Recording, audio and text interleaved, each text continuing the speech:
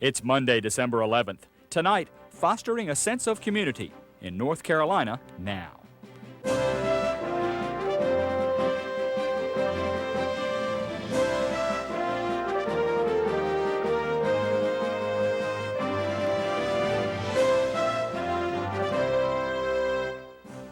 Good evening and thanks for joining us for this Monday edition of North Carolina Now. I'm John Basom. Tonight we take a look at a type of community that's becoming increasingly popular here in North Carolina. It's called a co-housing community, and we'll explain how these neighborhoods are designed to increase interaction among community residents. In today's fast-paced world, you often hear people complain that amid the hustle and bustle, there's something missing from the time when they were younger, back before the days of computers and cell phones. For one group of North Carolinians living in Carrboro, that missing something was a sense of community. So they decided to join the national co-housing movement and built a unique neighborhood designed to foster a stronger sense of community. So what is co-housing? Our Shannon Vickery asked that very same question. If you're ever in Carrboro and come across Arcadian Way, drive a little farther. Down the road and through the trees, you'll find Arcadia. At first glance, it's hard to see specifically what makes this neighborhood stand out from the other developments that are quickly surrounding it in the growing Triangle area. But look a little closer and you'll start to see the signs that this is a co-housing neighborhood. Basically, co-housing is a community that's planned by the people who intend to live there. Arcadia was the first co-housing neighborhood to be developed in North Carolina. In the early 1990s, Giles Blunden grew dissatisfied with traditional neighborhood developments. I'm an architect first, and I'm an environmentalist, and I had a real interest in how to do housing in a different way than it was being done. Blunden had read reports on the co-housing movement, which began in Europe in the late 1960s. He thought the idea of bringing people together to create their own neighborhood would work here in North Carolina. He started talking about it, and others agreed. So much so that a group pooled their money to buy 16.5 acres of land in Carrboro. Everything in this community, in this co-housing community, and I think it was in the conceptual idea of co-housing, is done by consensus, which means that there are a lot of meetings, a lot of discussion, some dissension, but hopefully we come to the middle ground. And through many meetings and lots of discussion, Arcadia was transformed over several years from an idea into a co-housing neighborhood, containing 33 houses and more than 70 people. It is this development process that makes co-housing different from most traditional subdivisions. You can establish the principles by which you design a neighborhood, as opposed to, say, a developer doing a more traditional development where the principles are governed often more by capital than by social interest or by community or environmentalism or diversity. We wanted a neighborhood that had a social fabric, that people knew each other, and they more than just a sort of wave high kind of knowing, but knowing people as if they'd grown up together. Several design features help to foster that sense of community. For example, a road rings around the perimeter of the neighborhood where the residents park their cars. Inside the community, each house is connected by walking paths, and while the residents own their own homes in a little land surrounding them, all of the other property is jointly owned by the residents, including the community house. Here in the community house, residents often gather to share a meal or just a conversation. We divide it up and work in teams, and so each person works about once a month, twice a month maybe. We have 2 dinners and 1 Sunday brunch each week if we can get enough people together to cook them. Tom O'Connor moved here from Portland, Oregon to be a part of Arcadia. Well, I think what I really liked about it was that it's got the benefits of a community and group communal sort of living, but also the benefits of having your own place, your own space. But to be a part of a co-housing neighborhood requires a commitment to participate, not only in the creation of the neighborhood, but also in its governance and its daily life. The bonding, the friendships that happen by working together, it's a far different feeling than just casually meeting your neighbor, as you walk down the street. However, the consensus process is not without challenges. It's a kind of a tension because it does require participation and it requires some energy. It's not going to work if people don't participate. And everybody has their sort of ebbs and flows of their energy level wanting to be involved, and then sometimes they might back off for a while. And it's a sort of constant process of reinventing, and it's a constant experiment. An experiment that touches even Arcadia's youngest residents, who often find themselves explaining to friends how their neighborhood is unique. I tell them that I'm in a neighborhood that has a lot of sidewalks in it, not a main road going right through the middle of it. I tell them that it's a nice place where you know everyone, because I know every single person here, and I tell them about our day, 3 times a week meals here, and they like that. But even with its differences, the residents say they aren't trying to achieve the perfect neighborhood. It's a neighborhood, it's not something other than that. And, everybody goes about their lives, but there's always this constant thread of discussion about community and about what do we do to keep it and what do we do to make it better.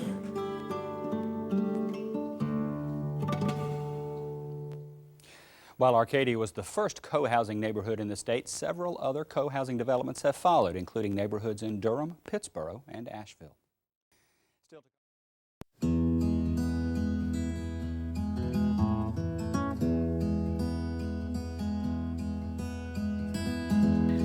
So in the beginning years of Arcadia, when we were coming together to form this community, before any houses were built, we developed a sense of community by our weekly 2 or 3, sometimes 4-hour Sunday afternoon meetings, where we talked about how we wanted to live together, and we hammered out myriad details, from roof color to, I don't know, God knows what. Then after we moved in addition to the seemingly endless meetings, we planned and performed hard physical labor together, thus saving ourselves money and strengthening our bonds to each other. Now, though the meetings are monthly rather than weekly, we build on those bonds by wrestling over problems as they arise, and they do arise, and even by sometimes finding solutions. In Arcadia, there are about as many opinions about any given issue as there are residents, and so coming to consensus can be very challenging. We've gotten much better at it over the years. Equally important in our community life are our shared meals.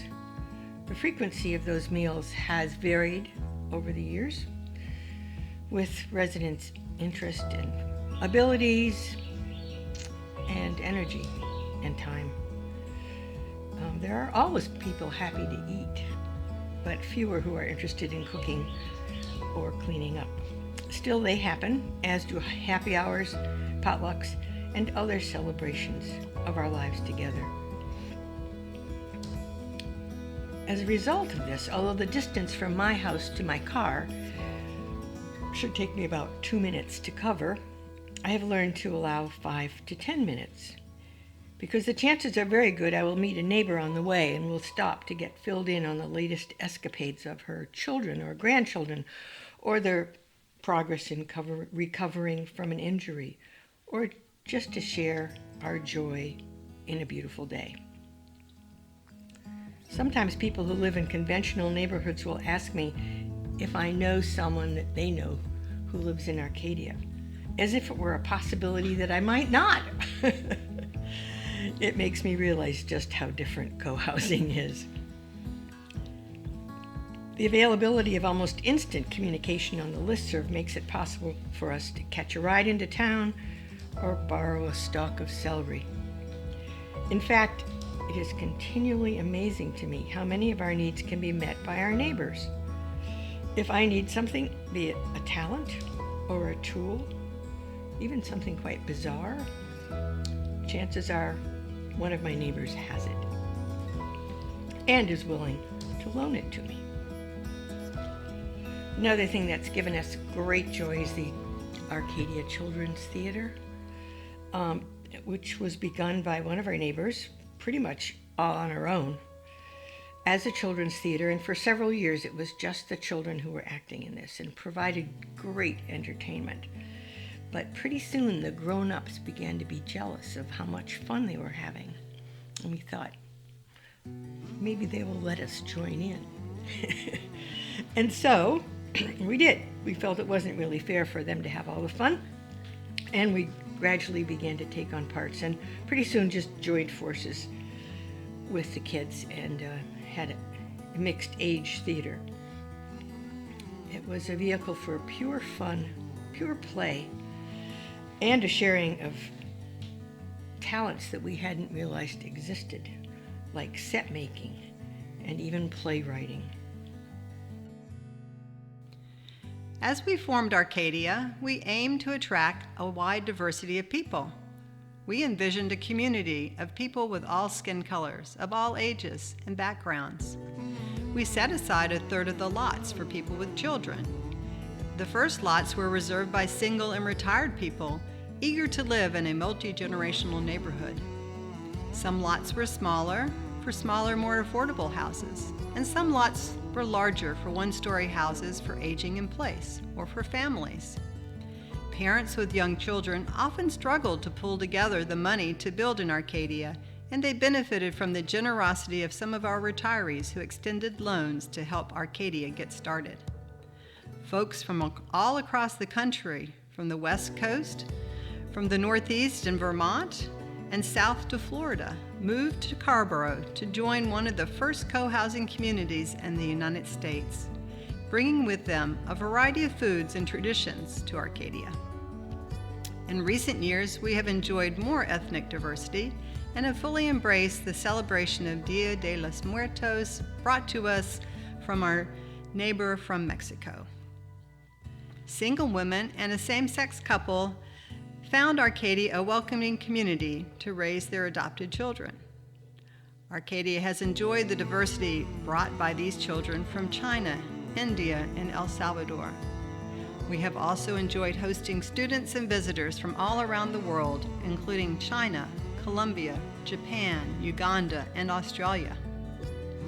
We have had members of various religious and spiritual groups, including Jews, Buddhists, Christians, pagans, agnostics, ethical humanists, and friends, the latter of whom brought Arcadia their expertise with using consensus decision-making.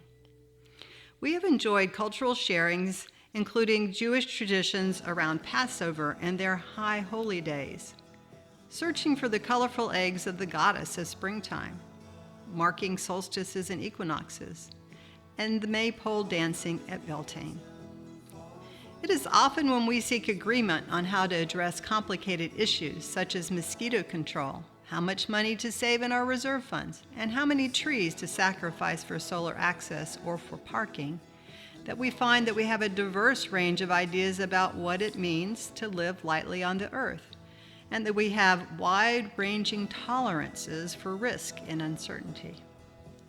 We individually and as a community continue to change and evolve as we learn from the diverse perspectives of our community members. We trust that this will increase the resiliency and resolve needed to meet current challenges, such as reducing our carbon footprints for the health of the planet and helping to moderate the extreme polarity in our democracy and of our economic system. Arcadia seeks to deepen our cooperative culture and demonstrate a viable alternative to the competitive consumerism of the current American culture. And we have a lot of different ideas about how to go about that.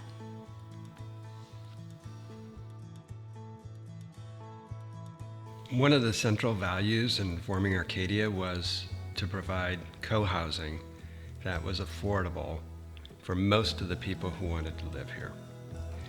So our question was, how can we support this value of affordability? We were inspired by Catherine McCammett and Charles Durrett. Their book, Cohousing, was the basis for a lot of what we did. And we agreed to construct housing with relatively small footprints, many of which were adjoining. So a key positive factor in the early years was a group of Arcadians made funds available for loans to help the community get started. And that's continued throughout the history of Arcadia, where neighbors have helped neighbors even with monthly dues. So we saved money by creating the Arcadia Development Corporation and acting as our own developer. We arranged for services of one contractor, benefited from cost reductions by selecting steel roofing and cypress siding, and were able to get a good deal on the land that would be in Carrboro town limits. That was important to people. By putting together several parcels of land, thanks to the help of our members, by acting as our own developers, Arcadia Development Corporation, we saved nearly 50% of our lot costs. So paying $30,000 instead of $60,000 to $70,000 back in 1995. In addition, we found that all of the landscaping that didn't use heavy machinery and our construction costs for the common house that we could do was shared by community members. And to this day, maintenance is largely performed by members of the community. There's also been an effort to keep monthly costs down and our homeowners' dues. Cost efficiency was a priority, and also having an architectural theme that the community determined. So we had an architect who did energy efficient designs and had the benefit of this architect being a member of our community, and that was Giles Blunden. When the community looked at establishing an architectural theme, not only did we have the steel roofing and the cypress siding, windows were also sized at particular dimensions. The houses were all designed to be south-facing for maximum solar gain during the winter. Even the roofing overhangs were calculated to block the sun during the summer and allow the sun in during the winter to help reduce our energy costs.